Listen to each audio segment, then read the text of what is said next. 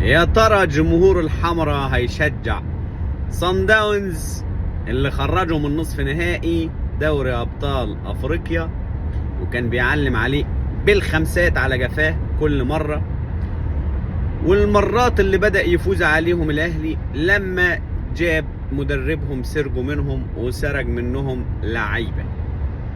ولا هيشجع بيراميدز اللي مفروض اخد مكانه في الدوري؟ مش مكانه ده، مكانه المسروق، يعني المكان اللي بيوصله الاهلي بالسرقه وبالنصب وبالاحتيال وبالتحكيم. بيراميدز حاليا مفروض ياخد الدوري، لان بيراميدز هو الاحق بعد ما اتخصم ال3 نقاط من الاهلي بالحق والعدل حسب اللوائح اللي طبقت على كل الانديه من قبل.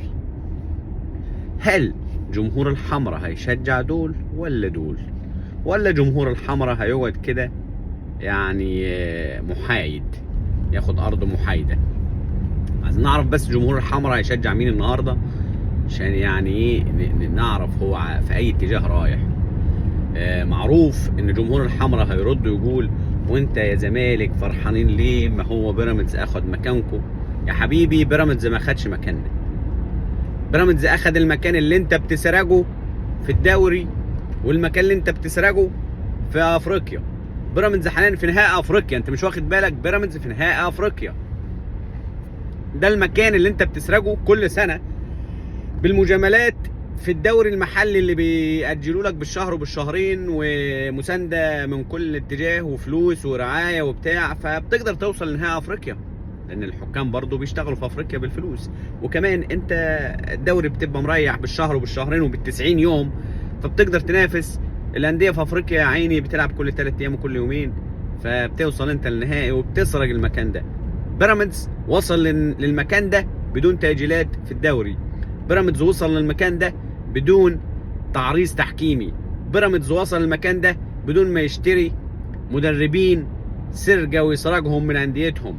بيراميدز في المكان ده بشرف وبعرق وبشغل وبلعب رياضة.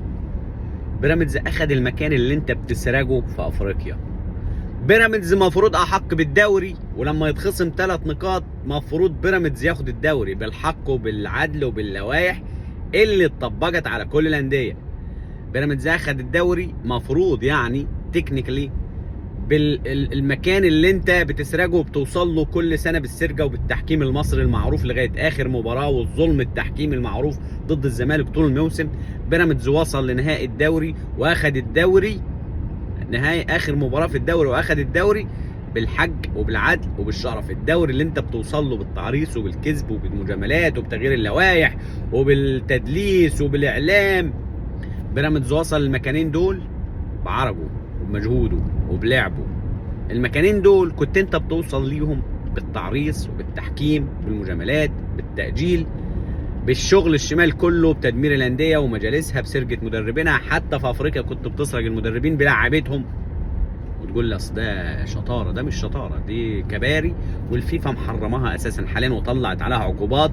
ومفروض يعني السجل بتاعك كله مليان بالكلام ده كله. لو السجل ده سردوه كده واحده واحده، ده مش يشطبوك، ده يطلعوا عليك عقوبات. يعني كل ما هو اهلاوي تسجن مدى الحياه، ما ينفعش يطلع كده ويتعامل مع البشر، لانه افساد للكون، افساد للرياضه، افساد للروح الرياضيه. بيراميدز وصل للمكانين دول بمجهوده. بيراميدز اخد المكانين اللي انت بتوصل لهم بالسرقه وبالتعريص وبالتحكيم وبالمجاملات وبالحكام اللي ولادهم كلهم في الاهلي والاعلام اللي كله اهلاويه والصحف والمسؤولين اللي بيخافوا اساسا يقول لك مشيها ده كوره وخلي الاهلي يتخبط. حتى الوزير الزملكاوي بيخاف يعمل اي حاجه، يقول اصل هو زملكاوي جاي على اهلي الحقونا مش عارف ايه اللي حصل. ده اللي بيحصل. بيراميدز اخد المكانين اللي هم مش بتوعك، اللي انت بتسرقهم، دوري وافريقيا. بيراميدز ما خدش مكان الزمالك. الزمالك مكانته لو في عداله وحق ما كانش في نادي في افريقيا هيمشي معاه.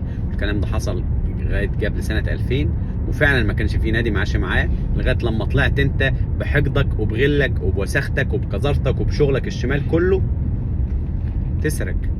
بيراميدز لغايه الزمالك لغايه سنه 2000 كان بطل افريقيا الاوحد وكل الناس عارفه.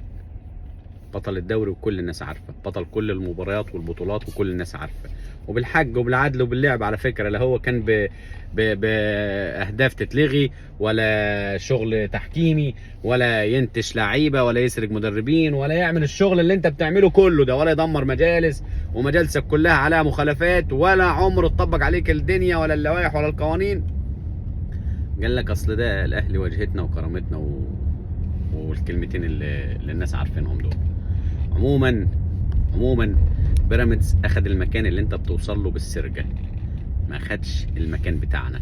مكان الزمالك في حته تانية بالعدل وبالحق وبالشرف. لو اتطبقوا دول الزمالك هيكون فعلا في حته تانية. سلام.